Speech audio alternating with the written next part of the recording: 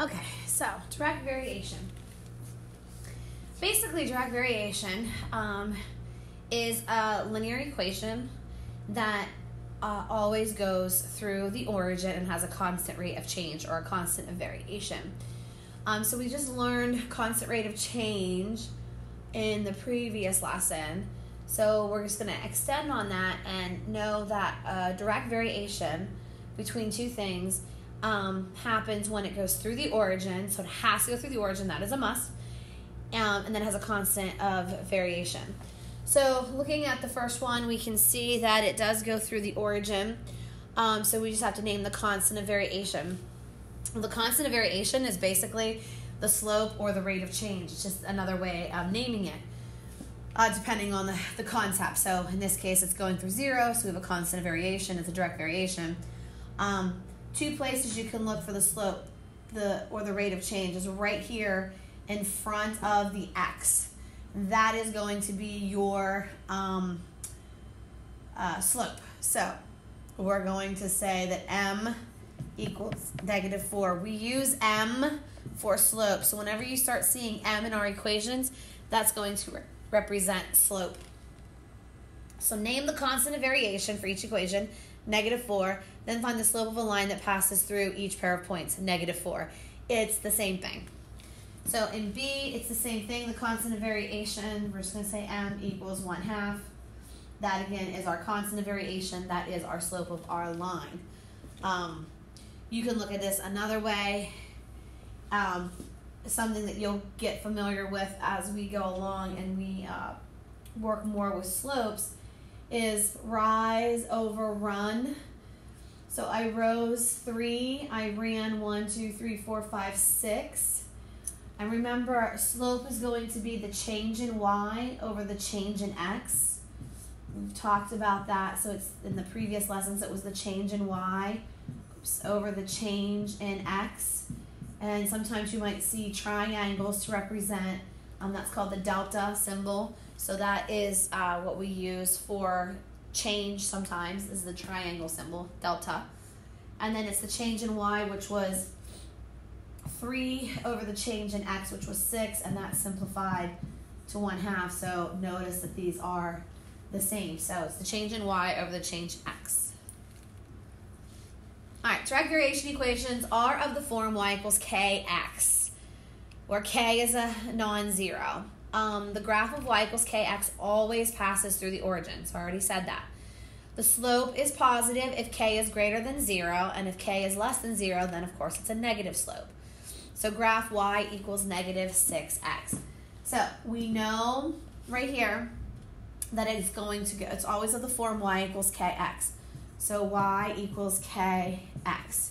So we know that the constant is -6, or the slope is -6. So we know it's going through the origin. So we have a point here at the origin at 0. And now I got to find my next point. How am I going to find my next point? I'm going to use this constant of variation right here. And I am going to go down, since this is negative, I'm going to go down 6. 1, 2, 3, 4, 5, 6. And then I'm going to go over, because I can put a 1 over this, and go to the right 1. So 1, 2, 3, 4, 5, 6. There's my second point right there. So this is down. This was my y, so down. And because this is a positive, we went, not up, I'm sorry, we went right. Now, I know how my line is supposed to look, so I could find another point by going up 1, 2, 3, 4, 5, 6, and to the left 1. So it kind of gives me an idea. And then with a straight edge, because, again, this is kind of hard to do on this, but with a straight edge ruler, you want to make a line going through those points. And that is a direct variation graph. It goes through the origin, and it's negative because the k is negative. Now, suppose y varies directly as x. This is something that you need to know. Y varies directly as x. That is your direct variation. There's an equation that goes with that. Y equals kx, because it is a direct variation. Know this equation, y equals kx. So write a direct variation equation that relates x and y.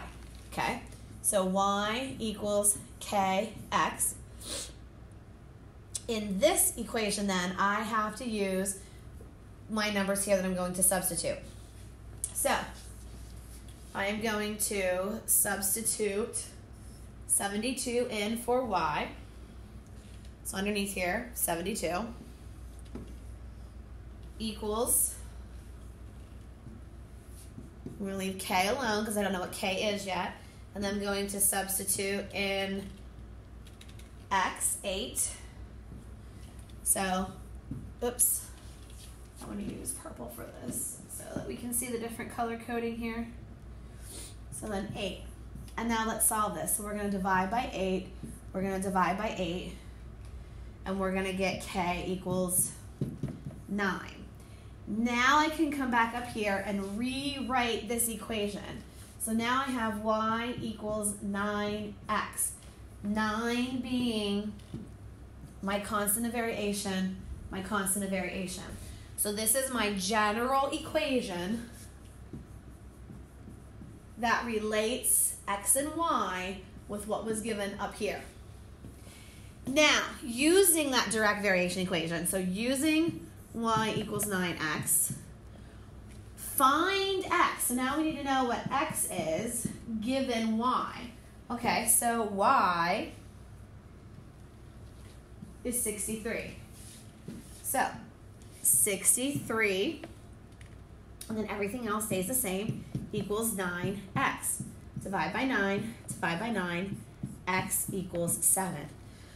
So now we have like an ordered pair here. When x is equal to 7, y is equal to 63. So that is how you use a direct variation equation. All right, the distance a jet travels varies directly. So jet travel, so its distance varies directly as the number of hours it flies. So distance varies directly to hours. So a jet traveled 3,420 miles in 6 hours. Okay, so remember, this is without any input.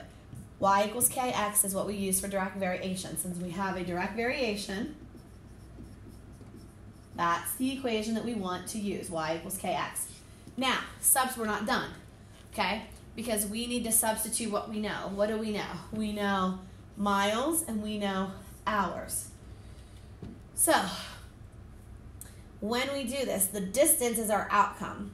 So this is our y, and the number of hours is our independent variable, which would be our x variable. So when we come down here, total miles, y, this is our x. So 3,420 is equal to k times 6. Divide by 6, divide by 6. K equals 570 miles per hour. So that's our constant rate. So it's the jet is traveling at 570 miles per hour. I got to rewrite the equation now because this right here is without anything. So y equals 570x. So now, knowing how fast this jet is traveling, I can figure out any distance given any time. And that's what the whole point was. So there's that equation. And then it says graph it. Okay, so we can make, doesn't have to be a perfect graph. Well, this could be a one quadrant. This could be a whole graph like this. We know that it goes through the origin. And then we know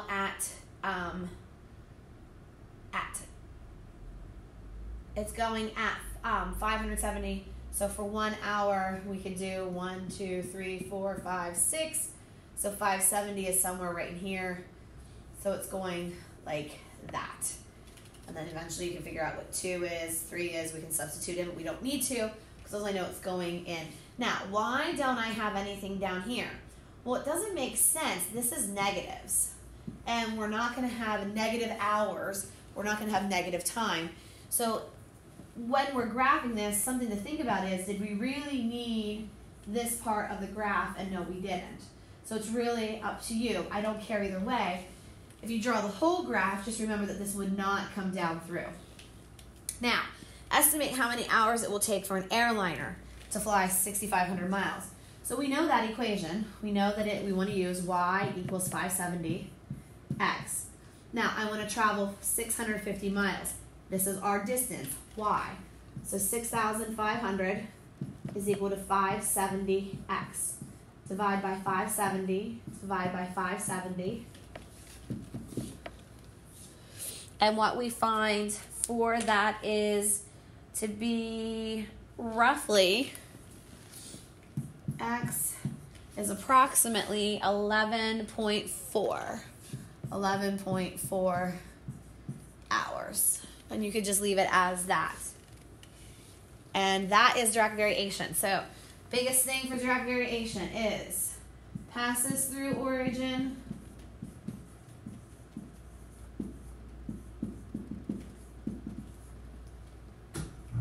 has a constant. We usually represent it with k right now for direct variation, and you need to know y equals kx.